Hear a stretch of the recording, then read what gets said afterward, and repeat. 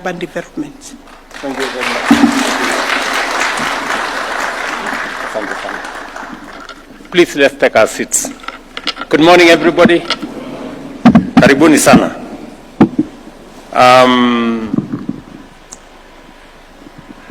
Let me say the following. First, let me welcome all of you to this early morning meeting. It's not by fault that it is called. You know, Nairobi is what it is during this time of the year. Karibuni sana.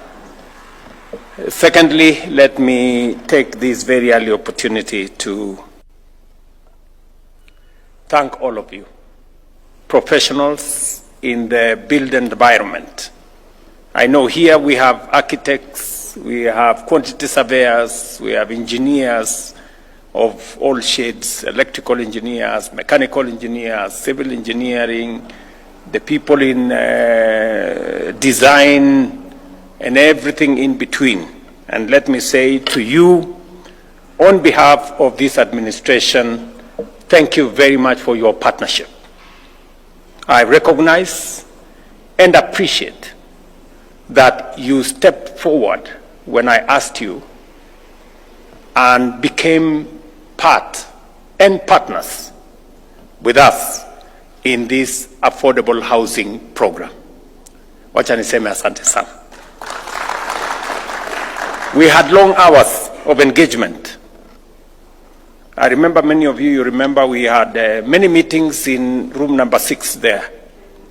Are there some people here who are in room number 6? Hebu nione kwa mkono. Those people. There was a lady there. Where is she? Who took over from her? Oh, you did? Yes. So we had many hours of conversation on how to deliver on this very important program of housing. And I must say on my own behalf first, and on behalf of this administration, that the built environment professionals, the architects, engineers, and the consulting firms in general came through and became partners. And today, whatever success is there in the housing program, we share with the consulting firms, with the professionals in that space, and I recognize your contribution and say thank you very much. As has been said here by the good people who spoke ahead of me, we have now 39 consulting firms participating, 39 consortiums with almost 200 companies participating in the affordable housing space. I will want to have another meeting with all these 200 companies. I want to listen to them, what they have to say. Because the truth of the matter is that many of your companies were struggling before the affordable housing program. That is the truth. Okay, you were managing. Yeah, you were managing. Let me not use the word struggling, maybe. Yeah, many of you were managing. But today, your scale has grown. Today, you have regular, consistent, work across different parts of the country. And that's why I say you are partners and you share in the success of the affordable housing program.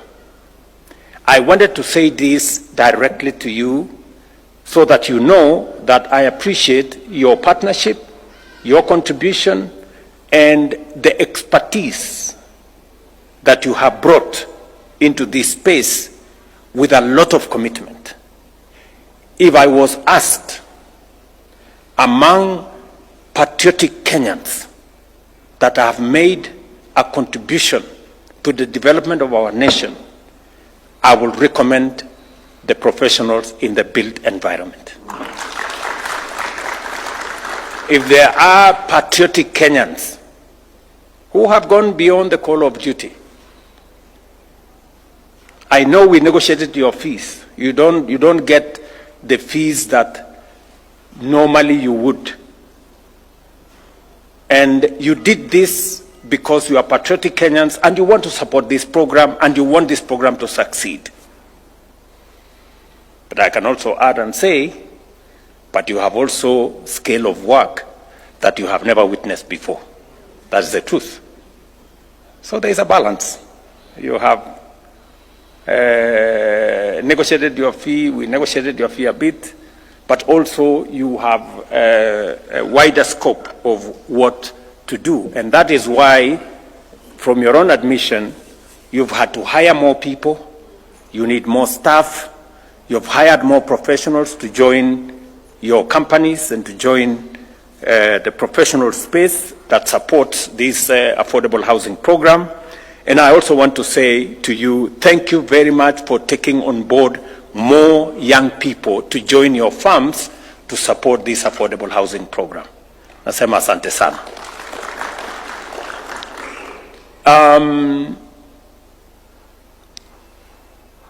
Transformation is not an easy exercise. Transforming a country takes courage, it takes vision, it takes foresight, it takes commitment. It doesn't come easy. If it was easy, many would do it. Why haven't we taken 60 years to do the housing program that we always knew was the right thing to do? I remember the Prime Minister of Singapore, a country we fondly quote. Oh, you know, Singapore has done this. You know, Singapore today, 95% or whatever, 90-something% of people in Singapore are homeowners.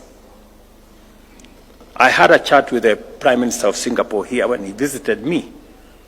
And it wasn't easy for them to implement the program that today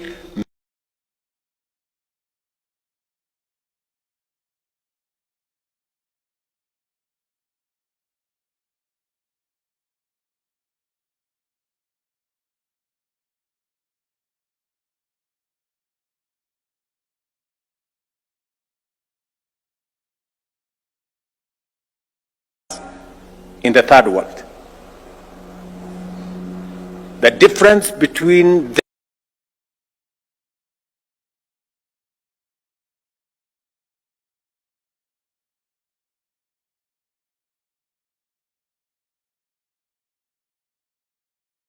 them being first world and us remaining where we are is the kind of leadership and the decisions that were made in 60 years.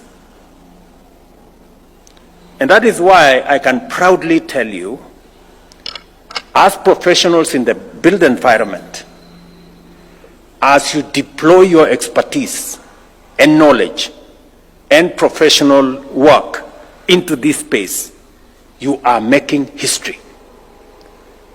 You are contributing to the transformation of our country. And somebody said here,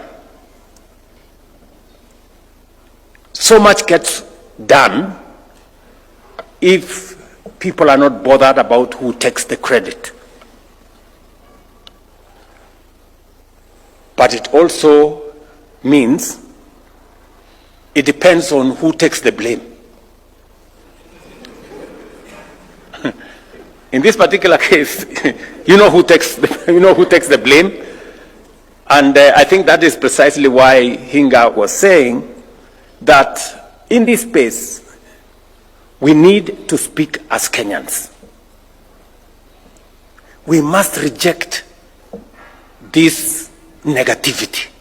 Our country is a great country, my friends. Let nobody lie to you. You know, when you hear people speak, it is as if Kenya is the worst country in the world. Far from it, I can tell you, we are a great country. Not many countries can achieve what we have achieved. Not many countries can achieve what we have achieved in housing in 1.5 years. Yes, we are a great country, and we must reject those who want to tell us otherwise. That, oh, you know, Kenya is a failed state. Which failed state? Where? Do you know what a failed state looks like? So, let me tell you that my commitment to the transformation of this country is not reversible.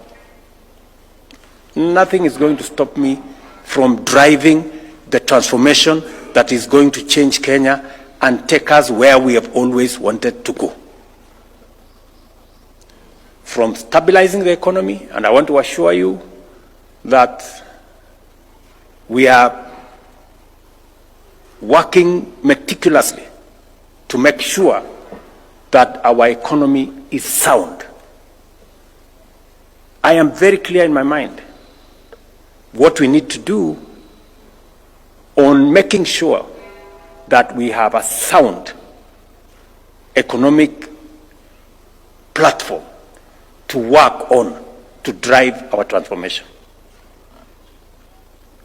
You know, many people want simplicity, you know. They do not, they even don't believe in numbers.